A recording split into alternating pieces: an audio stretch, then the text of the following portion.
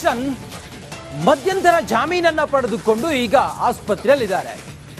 ದರ್ಶನ್ಗೆ ಜಾಮೀನು interim bale ಆಗಿದೆ. ಆದರೆ ಯಾವಾಗ ಅವರಿಗೆ ಪೂರ್ಣ ಪ್ರಮಾಣದ ಬೇಲ್ ಆಗುತ್ತೆ ಅನ್ನೋದು ಈಗಿರುವಂತ ಕುತೂಹಲ.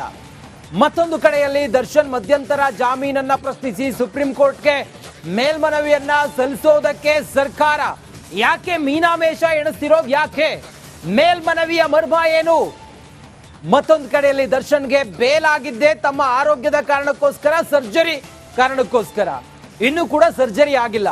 ದರ್ಶನ್ ಬೆನ್ನು ನೋವಿನ ನಾಟಕ ಆಡ್ತಾ ಇದ್ದಾರಾ? ಇದೆಲ್ಲದರ ಕುರಿತಾಗಿ ಇವತ್ತಿನ ವಿಶೇಷ ಬುಲೆಟಿನ್ ನಲ್ಲಿ ಪಿನ್ ಟು ಪಿನ್ ಮಾಹಿತಿಯನ್ನ ಕೊಡ್ತೀನಿ. ಅದಕ್ಕಿಂತ ಮುಂಚೆ ಈ ಕ್ಷಣದ ಹೆಡ್ಲೈನ್ ನೋಡೋಣ ಬನ್ನಿ.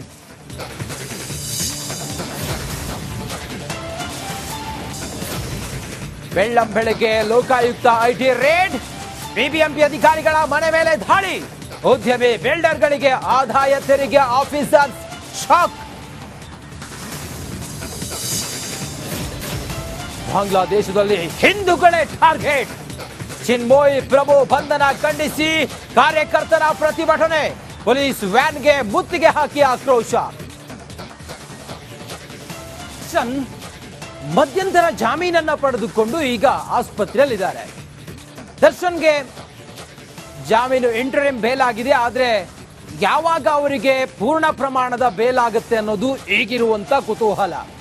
ಮತ್ತೊಂದು ಕಡೆಯಲ್ಲಿ ದರ್ಶನ್ ಮಧ್ಯಂತರ ಜಾಮೀನನ್ನ ಪ್ರಶ್ನಿಸಿ ಸುಪ್ರೀಂ ಕೋರ್ಟ್ಗೆ ಮೇಲ್ಮನವಿಯನ್ನ ಸಲ್ಲಿಸೋದಕ್ಕೆ ಸರ್ಕಾರ ಯಾಕೆ ಮೀನಾಮೇಷ ಎಣಿಸ್ತಿರೋದು? ಯಾಕೆ ಮೇಲ್ಮನವಿಯ ಮರ್ಮ ಏನು? ಮತ್ತೊಂದು ಕಡೆಯಲ್ಲಿ ದರ್ಶನ್ಗೆ ಬೇಲ್ ಆಗಿದ್ದೆ ತಮ್ಮ ಆರೋಗ್ಯದ ಕಾರಣಕ್ಕೋಸ್ಕರ, ಸರ್ಜರಿ ಕಾರಣಕ್ಕೋಸ್ಕರ.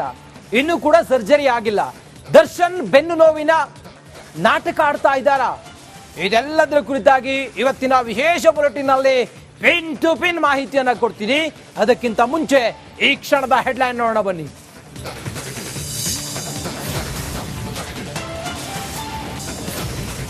ಬೆಳ್ಳಂಬೆಳಗ್ಗೆ ಲೋಕಾಯುಕ್ತ ಐಟಿ ರೇಡ್, ಬಿಬಿಎಂಪಿ ಅಧಿಕಾರಿಗಳ ಮನೆ ಮೇಲೆ ದಾಳಿ, ಉದ್ಯಮಿ ಬಿಲ್ಡರ್ಗಳಿಗೆ ಆದಾಯ ತೆರಿಗೆ ಆಫೀಸರ್ ಶಾಕ್. ಬಾಂಗ್ಲಾದೇಶದಲ್ಲಿ ಹಿಂದೂಗಳೇ ಟಾರ್ಗೆಟ್, ಚಿನ್ಮೋಯ್ ಪ್ರಭು ಬಂಧನ ಖಂಡಿಸಿ ಕಾರ್ಯಕರ್ತರ ಪ್ರತಿಭಟನೆ, ಪೊಲೀಸ್ ವ್ಯಾನ್ಗೆ ಮುತ್ತಿಗೆ ಹಾಕಿ ಆಕ್ರೋಶ.